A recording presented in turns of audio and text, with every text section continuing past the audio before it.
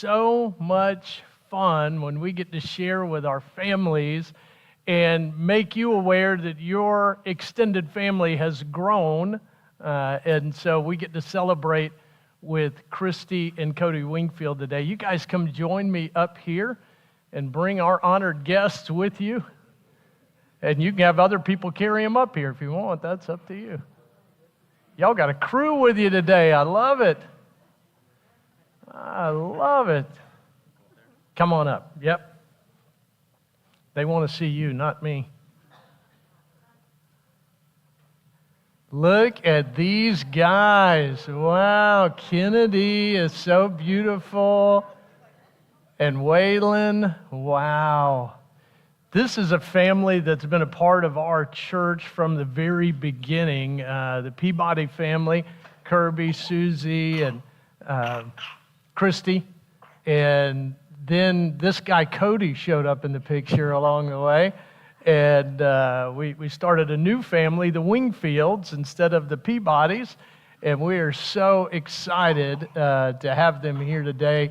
Man, if you don't know this couple, you need to get to know this couple. They are just precious. They love Jesus with all their heart. It's been fun to watch how God is at work in their lives. And I had the honor of marrying them a few years ago and now getting to be a part of what we call parent-child dedication.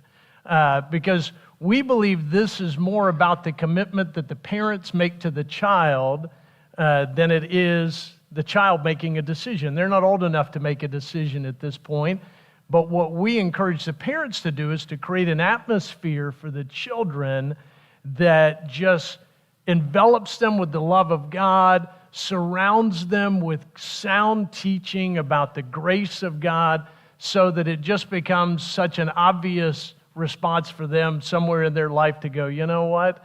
Why would anybody want to live their life apart from God and apart from His power in their life? So that's what we've come to do today, to introduce you to this sweet, wonderful couple and to just ask them a few questions. It's kind of like when you get married. You've already made a decision about what you're going to do, but there's power in standing in front of a group of people and declaring what your commitments are.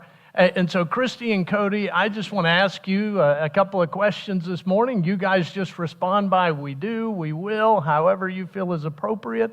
And so, I want to encourage you and ask you this: is it your commitment to create an atmosphere in your home where Christ is supreme, where He is the head of the household, where these two precious children grow up in an atmosphere where they are reminded daily, not just in word, but in action, that God loves them with all His heart and that they get to experience that? Is that your desire in your home? Of course it is. And we know that already, but again, there's just something about making those declarations. Cody, I would remind you, and Christy, I would remind you, the greatest gift you guys will ever give Kennedy and Waylon is not all the toys, it's not all the clothes, it's not the big house, it's not the nice cars, it's none of that. Greatest gift you'll ever give these two children is your love individually for God first and foremost, and then your love for one another. You'll create enormous security for these kids when they know that you guys are crazy about one another. You may have heard me share this before, but early on in our marriage, when we had our first child, and we have 5, so we kind of know what we're talking about, but when we had our first child, she would come in the middle of the night when she was little. She'd get up, get out of her bed, come get in bed with us, and I thought, this is cute and sweet and all, but this is not how I want to live my life, especially when she's, 14. I don't want her coming crawling in bed with us, So we got to figure this out pretty early. And we did a little reading about that, and it was so crazy, it really made no sense to me. But here's what it said. When you walk in the door at the end of the day, don't run to your kids. We're spitting up a little bit, but that's okay. We're just breaking the place in. Promise you, I've been there. So when you come to that point, our natural thing is we want to run to our kids and let them know how important they are and that we love them. And this is going to sound weird to both of you, but here's what you need to do. When you come in the door, go to each other first. Go see each other. Cody, you go straight to Christy. Christy, you go straight to Cody. And y'all just hug each other, kiss each other, love on each other, because here's what's going to happen. Your kids are going to have enormous security from that. And the reason they say that the kids want to get up and come get in bed with you is because they feel insecure. And it was the craziest thing. I'm telling you, a week of doing that, and she didn't come get in bed with us anymore. It just was amazing. I thought, this can't be real. But it really was, because you create security for them. So I just would encourage you to do that in your relationship. Man, we're so excited with you guys. Look, these people love you. They're along for the ride with you. You've got a big... Anybody in here have kids or had kids? Okay, so you got a few mentors in the mix here. All of those people raised their hands, said they'll babysit for you anytime. So, and seriously, listen to me. You could bless this family, and you may say, I'm too old to babysit anybody's kids, or nobody wants me to babysit their kid. You know what? A gift you could give this couple sometime is to say, hey, we want to send you guys out for dinner one night, and we'll pay for the babysitters. So, man, what a blessing that would be. And they're going to drop them at the grandparents, pocket the money. It all works great. Everybody wins. So, however that works for y'all, but just want you to know you're loved by a big family, and we all celebrate with you. I'd tell you all to clap and cheer for them, but we'd scare the kids. So anyhow, if you're along for the ride with these guys and you'll pray for them in the days to come, would you just say we will? Awesome, man. What a beautiful thing. Let's have a quick prayer for Waylon and for Kennedy, and we'll continue on. God, we love you. We are so excited for this addition to our family. We celebrate with Cody and Christy Wingfield, just that you are expanding their family, and the joy that they have in life is just multiplied many times over. And we're so grateful for that. We love this family, their involvement in our church family. God, thank you for blessing us through them. And we can't wait to see what you do in Kennedy and Waylon's lives for your glory. In Jesus' name, amen. All right, guys, thank y'all so much. Wow. Let me share one other quick announcement with you before we do our greeting time this morning. So there's a couple of our ladies, Stephanie and Darylyn, who are involved in a ministry called Kairos. And so I don't know if Darylyn's here. Is Darylyn here anyway? She is here. Okay, she's out there. Okay, good. I thought she was going to be here this morning. I just didn't see her. So here's what they're asking from you. Kairos is a prison ministry that ministers to inmates, and they go in once a year. They go and love on these inmates. They do Bible study with them, and they love to bless them when they go by taking homemade cookies to them. And so they need some cookie bakers. They need some cookie bakers. Yes, I'm singling you out.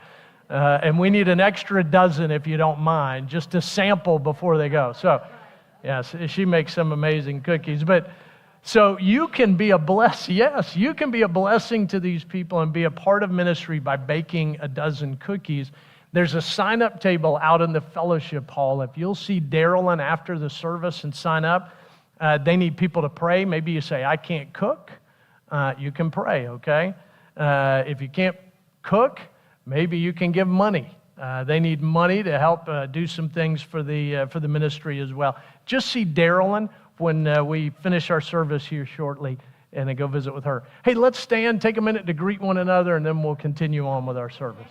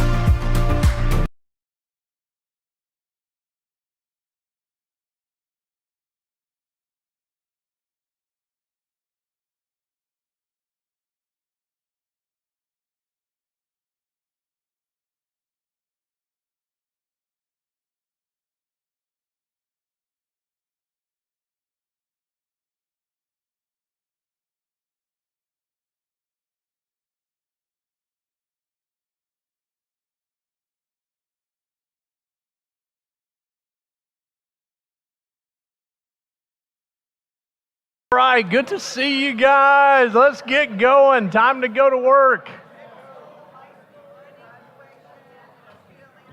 Come on, Pat Jenkins, have a seat.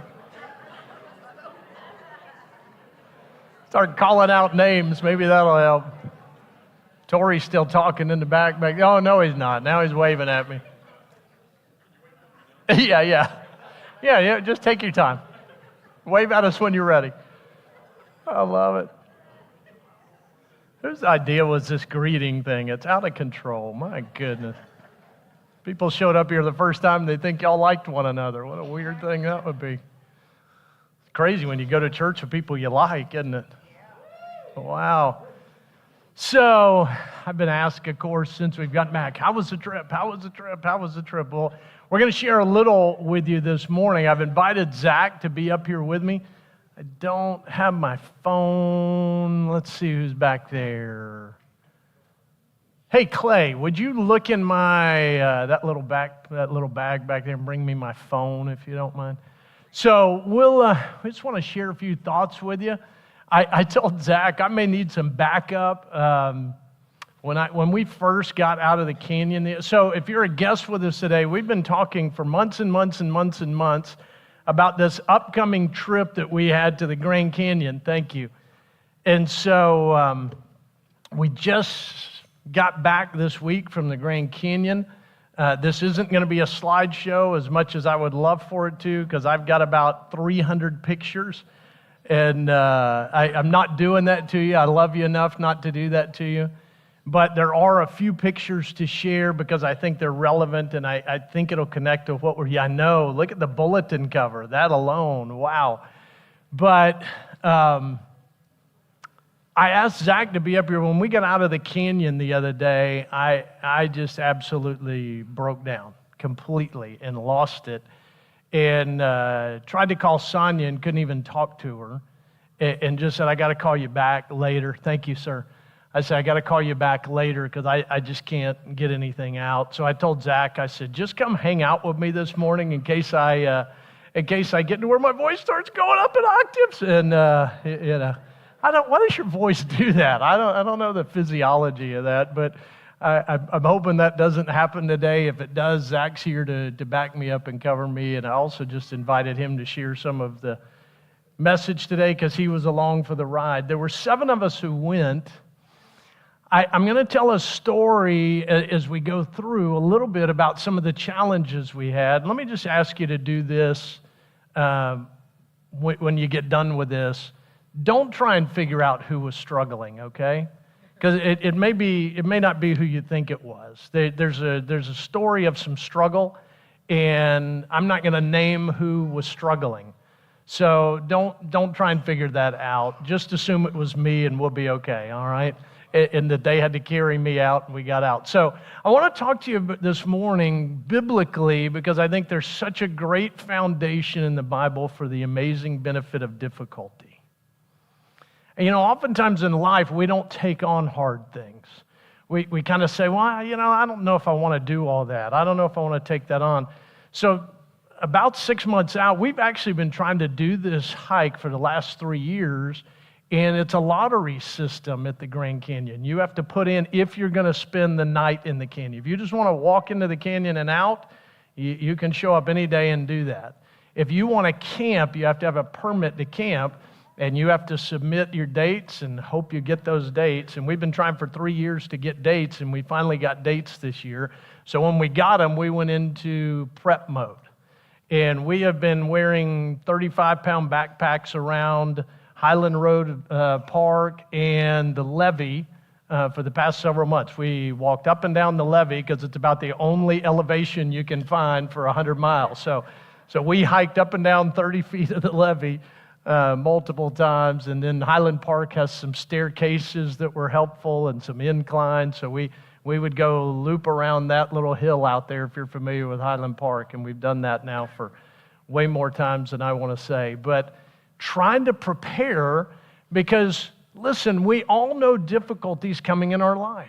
I wish I could tell you life was free of difficulty, but I'd be lying to you. And if you're not in a difficult moment right now, then rejoice. Throw your arms up and go, thank you, God, for a moment of rest. But guess what? There's difficulty coming in your life somewhere around the corner. And oftentimes it comes when we least expect it and least want it. And preparation is the key for that. If you're ready ahead of time, you're going to do much better in the middle of that challenging moment. So we headed out on this trip. We found the empty tomb. I don't know if you knew that was anywhere close, but on our drive out, there's a place in the absolute middle of nowhere, Texas. 100 miles from anything. And we drove past it at 75 miles an hour, and I went, I think that was the empty tomb. And Roy was driving at that point, and he said, hang on, let's go back, because Roy's one of those great travelers. If there's a roadside marker or anything else, he's stopping. So he's like, well, let's go back and see the empty tomb. So we had to go check it out. There's Zach confirming for us it was the empty tomb. And then we made our way to Roswell, New Mexico. And if you've never, how many of you been to Roswell, New Mexico? Yeah, what a comical, fun place where, the alien spaceship crashed back in the 40s. Everything there themed alien, and it was a blast. The McDonald's there is shaped like a spaceship. Yeah, it's incredible. There's pictures of that, but I didn't want to take all that time today. And then we even stood on the corner in Winslow, Arizona. Yeah, another one of those things we just lucked up on. We thought, we're going through Winslow. And I said, Roy, we got to stop. And he goes, of course we have to stop. And yes, there's a flatbed Ford sitting right out in front of that. So, and it's Glen Fry Boulevard. So if you're not an Eagles fan, please leave at this point. But anyhow, so we had a great trip out. Little did we know, what was around the corner for us. This is a group of 7 that went. And Darren McLeod on the left, Zach there behind the cool shades, Chris Brackett, David Robert, Roy Lee, my friend Terry Kilpatrick from Alabama, and then me on the far right. Lana Byers, I loved her picture the other day. She posted on Facebook. Zach posted this before we left. Lana Byers posted a picture, and she said, that's my pastor on the far right. And then she put under it, hashtag, my pastor is cooler than yours. So one of my favorite posts about the whole thing. I laughed till I hurt, so love it. This was us. This was 7 guys just going for a walk in the park, right? Grand Canyon's just a park. We're going for a walk in the park. Little did we know what was around the corner. You can't see, I was kind of hoping, I don't know if you can see right up in the middle. Look, I'll point on this one. See this little green spot? That's our campground the first night. And so you stand up there and look down and you're like, wow, that's like nowhere. We're going to be there in 5 minutes or 5 hours, one of the two. And so we headed down there. And then if you go out a little farther, this place is called Plateau Point. And it overlooks the Colorado River. There may be a picture of that. This is what you're walking along. You can see the trail down below us. It's just a sheer wall. This is probably a 2,000-foot wall that we're walking beside. It's just, if you've never been there, it just absolutely is spectacular. Here's the funny part of why I showed this. I don't know if you can see this little spot right here, but that's somebody hiking, if that gives you any perspective of the size of what you're in. It's just overwhelming, and that's what you feel like. You feel like a speck on the planet in those moments. This is us closer to that same spot. This is the view from Plateau Point looking down on the Colorado River. You're 1,200 feet above the Colorado River at that point. And we hung out there until after dark, and it was crazy because we went and set up the campground, dumped all our stuff, and then ran out another 1.5 miles to this Plateau Point. And we went to catch the sunset. Wasn't any spectacular sunset, so we said, let's hang out and watch a few stars. You look up, and there's 50 stars that you can see. And then we talked for 5 minutes, and you look up, and there's 50,000 stars that you can see just that quick. And just views that we don't get to see regularly here. This was our campground. Nice part is you don't even need a rain fly because it's so dry, and you can just sleep out and see the stars all night. This is what we walked into the next day. So the crazy part about the hike is every day was so different.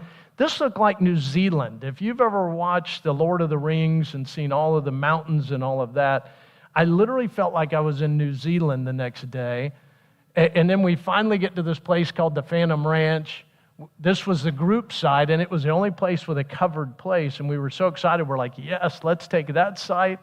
So 3 of the guys set their tents up inside. The others set them outside. We went from there to dinner. This was the only luxury of the whole trip, but you can book a steak dinner at the Phantom Ranch. So we had a steak dinner that night, and when we were coming back, it started sprinkling, and I thought, oh my gosh, I've got no rain fly on my tent, my sleeping bag, everything's just laid out in the tent already. I'm going to be soaking wet. So I told the guys, I said, I'm gone. I'm taking off running. So I'm running to the campground. Well, when we got there and we're setting up our tents, this guy wanders up that I don't know, never seen this guy before at all, and he goes, hey, is this a group campsite? And I said, yeah. And he goes, y'all got a closed group? Like y'all all know each other? I said, yeah, we're all together. And he goes, okay, well, I might jump in or whatever. And I said, well, that's cool, but right next door, there's another group site that's empty. You can have the whole place to yourself. And he said, okay, cool. So he goes over there. And I got to tell you, afterwards, I felt guilty. I'm like, that was rude. I mean, I really kind of kicked the guy out. Yeah, that side will be better for you. Go way over there somewhere, So I really felt bad about that. I thought I need to apologize to that guy. So when we're coming back from dinner and it had started raining, this was our campsite when we left. Look, I come back to this. The guy that I had uninvited to stay with us had moved all of our stuff under the cover. Yeah. I know I'm a jerk. I tell you all that sometimes, all right? So I just am like, yeah, y'all's response, wow. I'm like, how cool is that? And I went over to him. I'm like, man, that is so crazy. I can't believe you did that. He said, well, y'all weren't here. I couldn't sit here and watch y'all stuff get wet, and I was here, so it just is the thing to do. I said, yep, it was the thing to do. And I said, man, I just want to say to you how much I appreciate you showing the love of God to us. And I said, look, I didn't invite you to stay with us, but man, that's incredible. He said, man, it's all good. This is what you do. This is how life is. Wouldn't it be wonderful if that's how we live life more often? And I kept thinking over and over and over along this hike, this is how life should be lived. We should all live as if we're hiking and if we're out on some journey together, and you watch out for one another. And we take care of one another. It's just crazy sometimes that those are the places you have to go to find that atmosphere. We had the most vibrant, it didn't catch it on the picture, most vibrant, beautiful double rainbow you'd ever want to see that night. This was the next day. Now we're in the desert. And I'm telling you, this was where things started to turn. So this was day 3 of our hike, and this was probably the most level day of the hike and should have been about the easiest. But what we ended up in with this desert, and I don't even have pictures because it got so challenging, is it's just miles and miles and miles of nothing, and you're just out in the heat baking. And 2 of our guys started to really get distressed in the heat. One of them to the point of heat exhaustion, where at one point, while we're sitting there taking a break, I said, hey, tell me where you were born. And he looked at me and said, shut up and don't do that to me. And I said, yeah, I know, but I need to make sure you're not really short-circuiting. And he just said, I'm okay, just leave me alone, let me rest a minute. But I got to tell you, we were starting to develop some problems at that point where we could go maybe 100 yards and have to take a break. So much so that we sent Zach and Darren ahead, and we said, hey, you guys go ahead, dump your stuff at the campground, reload water, and come back in case we're in trouble out here. So those guys left us, they took off, and we kept trudging along. Look, this is one of the views. This is the last day. This is a ledge, and literally you can see the drop. I kept saying it's 1,000 feet. They're telling me 300 or 400, like that matters. Right? Oh, I only fell 300 feet when I died. But it looks like 1,000 feet. I think they're wrong. And you're on a trail this big. I didn't put the picture up there, But literally, the picture of me is hugging the rock wall over here on this side, being as far away from that as I could be, which is probably about from me to Zach away. I mean, here's why that was so stressful to me. One of our guys who was struggling with heat exhaustion the day before, when we got to the camp on the third day, those two guys went straight to their camp at like 6 o'clock at night, got in their tents.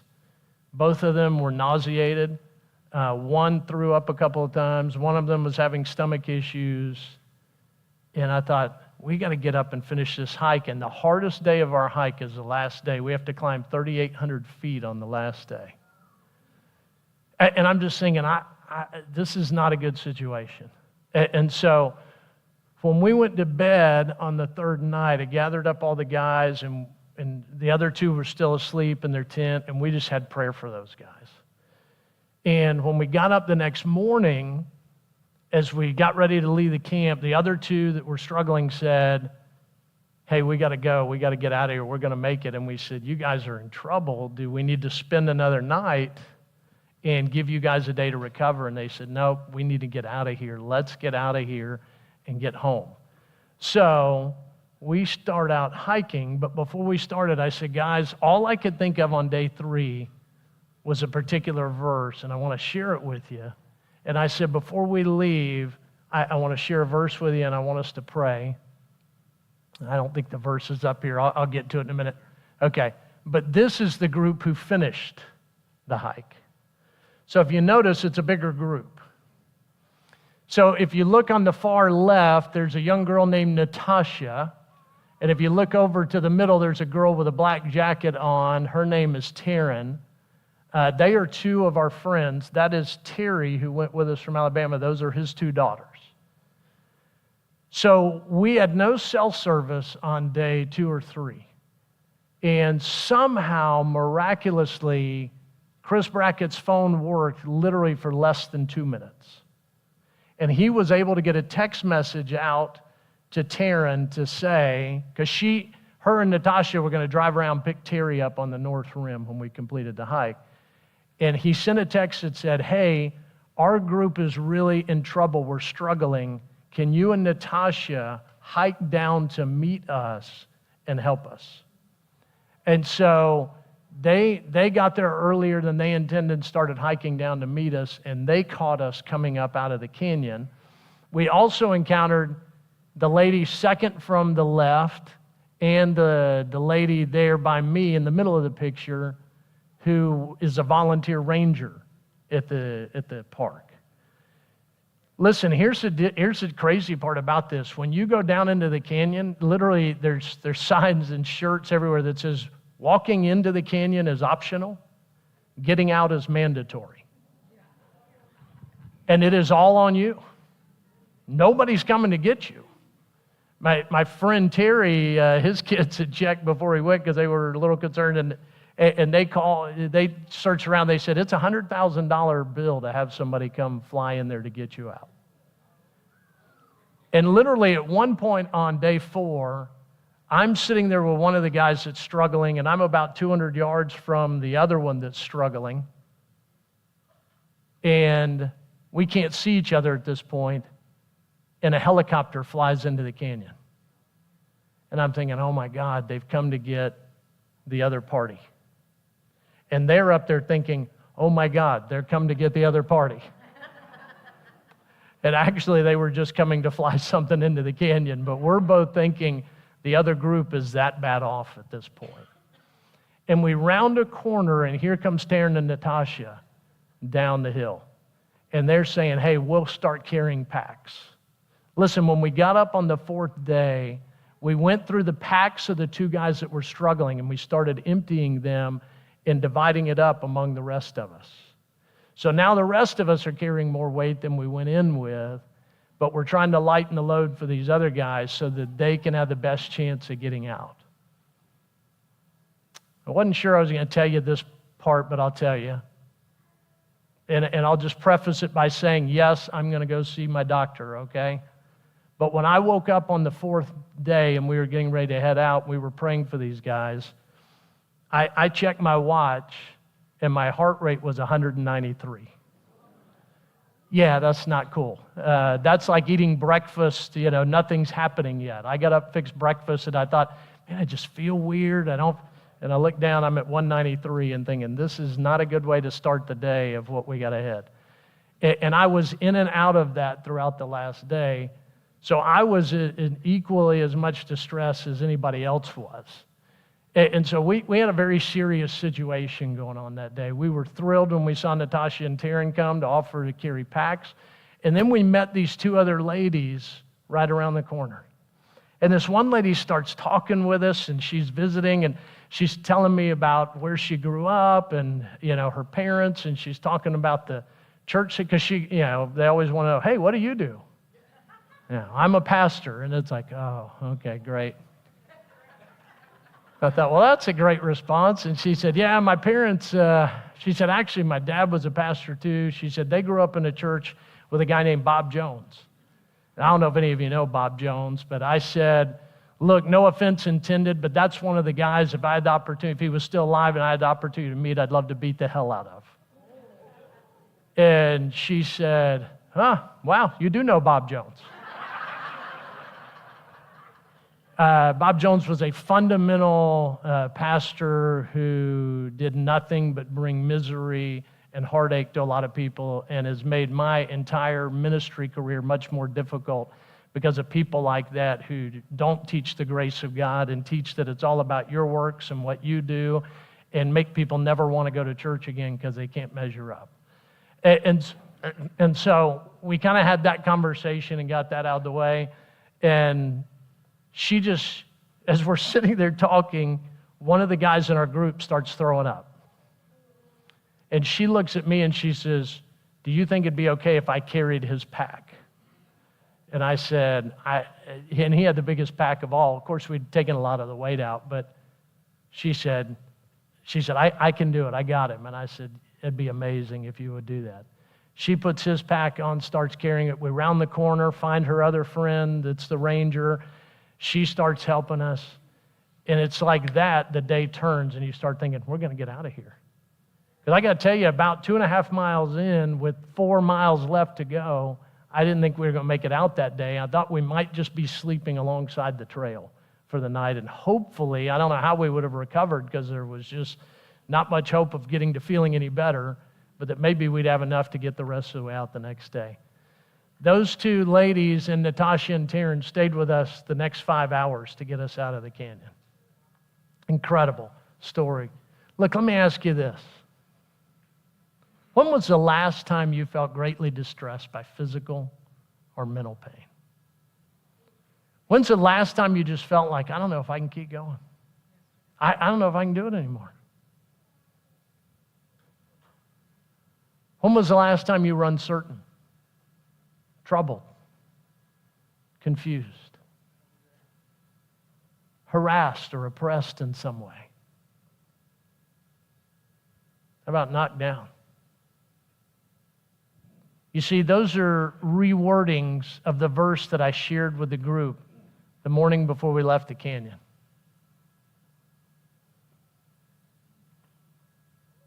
Here's the verse. It's hard to see on there. I've got it, but let me see if I can see it enough to read it. Here's what I read to them. This was my screenshot that I saved on my phone that day.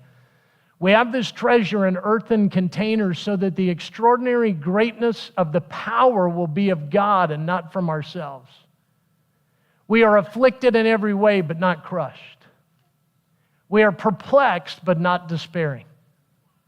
We are persecuted, but not abandoned. We are struck down, but not destroyed. Always carrying around in the body the dying of Jesus so that the life of Jesus may also be revealed in our lives. And I went back to the first verse up there and said, we have this treasure in earthen vessels so that the extraordinary greatness of the power will be of God and not of ourselves. Listen, here's what there it all was. I could have read that a little easier. And this is what I told him that morning. We aren't going to make it out of here today on our own. I said, guys, we're in trouble. And we're not going to make it on our own.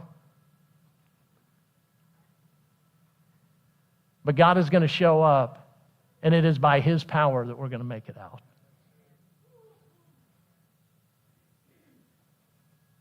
I said, God's going to show up. So as we walk this out today, you just keep watching for Him. Watch for how He shows up. He's going to make it, and He's going to get us out. We would have fellow hikers that day that weren't part of our original hiking party, the other 4 that joined us. And we shared this verse with one another. Look at verse 2. Don't forget to show hospitality to strangers, for some who have done this have entertained angels without realizing it. You know that guy at the camp who moved our stuff out of the rain? He didn't exist. He flew off to another assignment after that. I don't know where he went.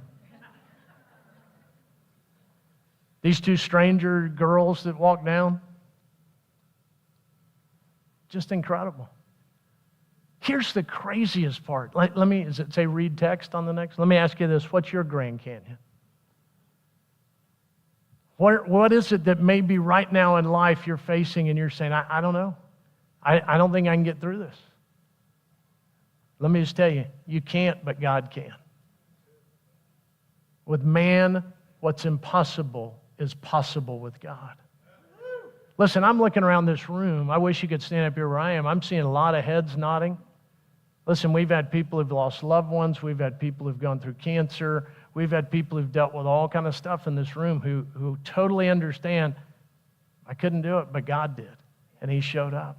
And listen, if you're not in the middle of a Grand Canyon right now, there may be one around the corner.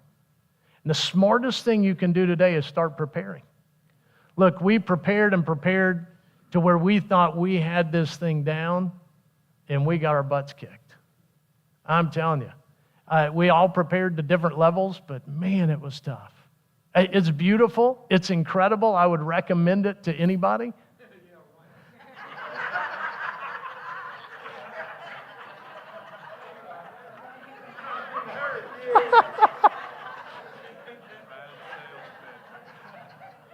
You can always count on Tim Milano. I just figured there'd be a song with it. Usually he's got a song when he breaks out with something. I love it. I love it. Oh, man. But look, you've got something around the corner that's coming, and you need to be prepared. It's why we come every Sunday and do this. It's why we come hang out. It is what creates in us this default in life to where when challenging moments come, we go, God's got it. God's got me taken care of. It's going to be okay. Look, God's got you. He's got you taken care of. If you read on through 2 Corinthians 4, it says, that's why we never give up. Though our bodies are dying, and we felt like that day, our spirits are being renewed every day. Our present troubles are small and won't last very long, yet they produce for us a glory that vastly outweighs them and will last forever. We don't look at the troubles we can see now. Rather, we fix our gaze on things that cannot be seen. For the things we see now will soon be gone, but the things we cannot see will last forever. You know, these light and momentary affliction. I got to tell you, that was a tough day last Saturday. But you know the crazy part? I look back on it now and go, why were we worried about that? It was easy. It doesn't feel like anything looking back. But in the middle of it, everything hurt emotionally. All of it was a struggle. We don't look at the troubles we can see now. We fix our gaze on what cannot be seen. At one point, toward the end, we were into the last mile of the hike with more left than I knew we had left. But one of the other guys, Darren, had gone ahead. Zach came back down and he said, hey, Darren's got a cooler of lemonade and beer waiting at the finish line. And I had told the other guys that we were with that were struggling, I said, man, I got you. We're going to finish this together. I'm with you. And when I heard that, I was gone. I said, good luck. We'll see you at the end. One of them, when he got to the end, he said, man, all Bill had to hear was beer, and he was gone. And it wasn't that. Listen, here's why I left them, and I told them after they got there. I said, guys, while we were taking that last break a mile out, and I looked, my heart rate was 190 again. And I just thought, I got to get out of here. Because I could be the next one to go down, and we're in trouble. And now our troubles get worse. So I said, I knew I needed to head out. So that was when I parted, because I knew they were going to be okay and they were going to get out. Let me read this text. This is a part I won't get through. So Zach's here to help. So one of the people that we met on the trip, one of the two girls that was a stranger to us that hiked down, sent me this the next day. I had updated her to let her know everybody was feeling better the next day. And she said, "Hey, I cannot tell you the countless times I've thought of you and the wonderful men you were with in the Grand Canyon. Me and my friend woke up the next day thinking about you and wondered how everyone was doing. I'm thankful for you reaching out and setting our minds at ease by letting us know everyone was safe and sound. There are so many emotions that have been going through me since our encounter, still processing the whole thing, but all in all, it was by the grace of God that on that day, I hiked a different path and went a little farther than expected and had the pleasure to walk right into your path."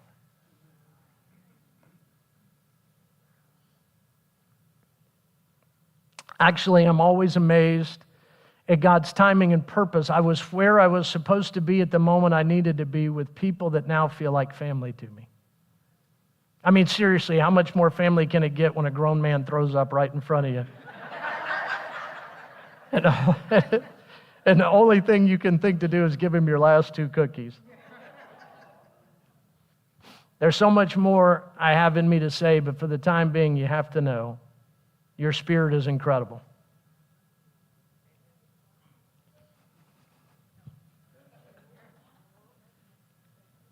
She says, "Meeting you has really renewed my faith in knowing that there..." All right, who else can come read? "That there are pastors that truly care about their friends and people and strangers that cross their path." Genuine. That's the word that keeps popping up for me. But I have to tell you, when you told me that you were a pastor, I was like, great. God is chasing me in the Grand Canyon. All that to say, because of your sweet spirit and care you showed your friends, it renewed my faith in Christians, and then she puts in parentheses, and pastors for that matter. I saw firsthand all the extra weight that you and the other guys took on out of the packs of your friends who were struggling and put in your own packs. I saw the concern and care you had for them and the patience to do what it took to get them out of that canyon alive and well. Trust me, I was praying hard because I was not 100% certain that the outcome would have been what it was, and was overjoyed when all of us walked out. In all of it, I think I got the biggest blessing. Meeting all of y'all and being a part of an experience I'll never forget. Here's the crazy part. We looked that day and said, God, you blessed us by bringing these people to us. And she's sending us something saying, God blessed us by giving us the opportunity to be there. Isn't that crazy? I literally texted back, I quit reading, but I said, yeah, God's just a big show-off. If you don't believe that, go to the Grand Canyon. But let me flip this back to you guys. Because this was the other verse I kept thinking of that day. Bear one another's burdens. And that was what stood out to her. And I sent her a text and just said, you know, I'm the wealthiest person I know. I'm married to somebody who is indispensable in my knowledge and experience of God's grace. I have 5 amazing children and their families who are such a blessing. And I have the joy of serving a group of people who collectively call themselves Graceworks Church, who love people who are different from them with the love of God.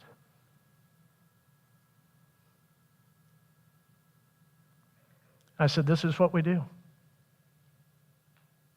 And if you don't know this verse and where it comes from, because you may have heard this a bunch, bear one another's burdens, it comes right on the tail of one of my favorite verses in the whole Bible.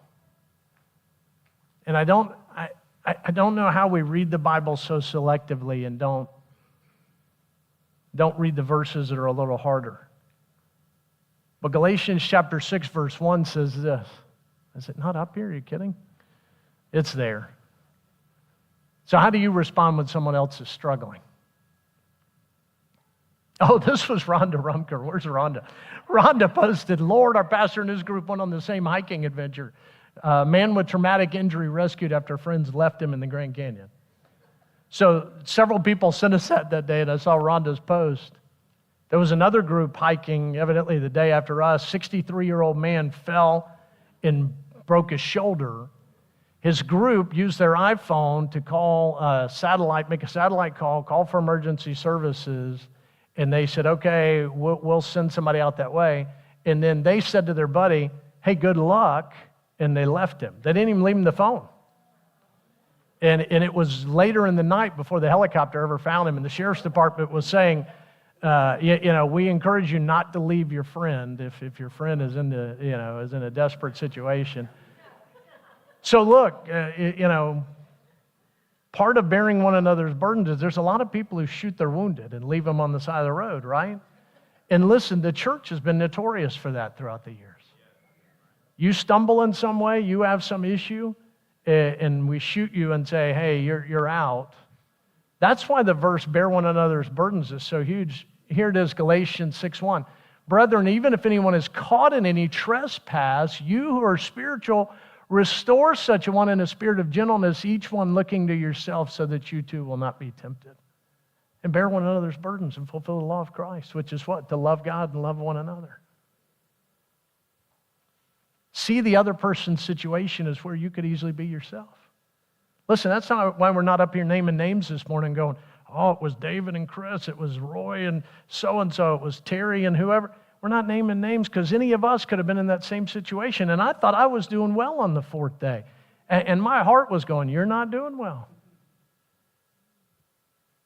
And so it's walking through life, understanding there's a lot of hurting people and looking to yourself, look at the situation from where they are, not from where you are. Romans 5 reminds us, since we've been made right in God's sight by faith, we have peace with God because of what Jesus has done for us. And because of our faith, Christ has brought us into this place of undeserved privilege where we now stand. And we confidently and joyfully look forward to sharing God's glory. We can rejoice too when we run into problems and trials. Isn't that crazy? For we know that they help us develop endurance. And endurance develops strength of character. And character develops confident hope of salvation. And this hope will not lead to disappointment. For we know how clearly God loves us because He's given us the Holy Spirit to fill our hearts with His love. This was Zach's quote, God never promises us a lack of challenging circumstances, but He does promise us His presence and invites us to trust in His provision. What a great statement, Zach. We want to share anything with that? Keep going. Look, the amazing benefit of difficulty is this. Anybody know what it's going to say? God's presence. I'm telling you, go out this week, go do something stupid, put yourself in a difficult situation so you can experience God's presence. It's just worth it. I know, right? You go, no, it'll come anyways, right? They come anyhow, right? You don't have to go fabricate them, they come. But understand, that's the benefit of difficulty. God's power. This was another quote from Zach. God ministers most to you when He ministers through you. And finally, God's peace. Guys, we've all got a Grand Canyon, right? We've all got stuff we walk through. I hope our crazy experience reminds you that God's there with you in every moment. He already sees where you're headed, and He's already got people in place that are going to be there to walk with you, walk you through it, be your companions on that journey. And the greatest part is you're going to have an overwhelming experience of God's presence and peace and provision. And it's worth it. Keep walking. Thank you for who you guys are. You're raising your hand. Yes, sir. Do what now? How God blessed you after you left the canyon. Oh, yeah. So on the way back, we kind of meandered back, me, Roy, and Zach, and we had the opportunity to hit, I think, 6 other national parks on the way back. We went to Zion and Arches and Canyonland and Petrified Forest, and I don't even know it all, but Zion has a place called the Narrows where you walk through water for about 2 hours up through this canyon.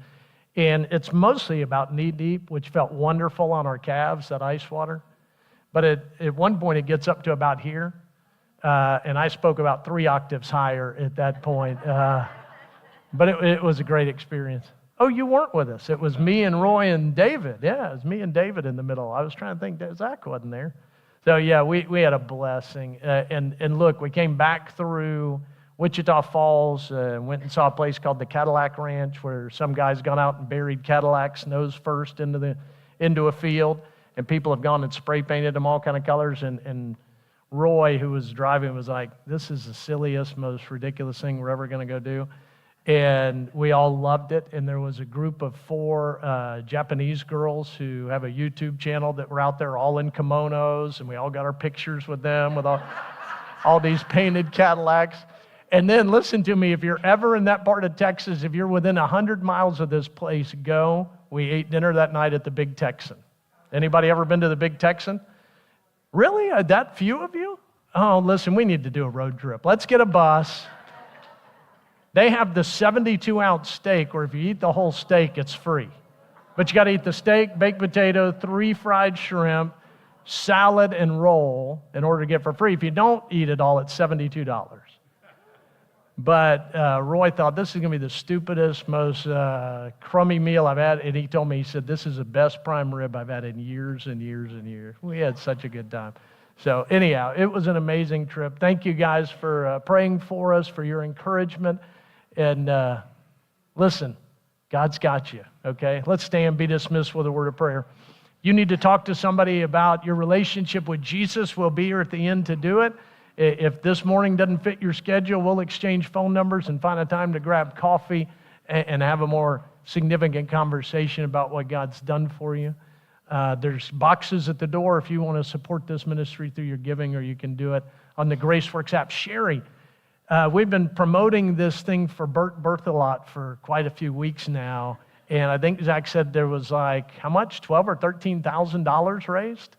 Yeah, so we're rejoicing at the success of that, and some of you bought meals to help and support that, and we just wanted you to be aware of the outcome of that. Thank you. Wow, what a great outreach. Let's pray. God, you are beyond amazing. When we think of how small we are, it just frames life because we know how great and how majestic and how grand and how glorious you are. And God, if we would walk through life with that view more often than focusing on ourselves, we would live with a greater peace and would experience your presence in greater ways. And so I pray as we go from here that we'll be like the guy who moved our tents, and we'll be like the people who hiked a little farther than they intended that day and took a different path, and we'll just make ourselves available for your use every day, and we'll watch and we'll experiencing you ministering to us as you minister through us. We love you in Jesus' name. Amen.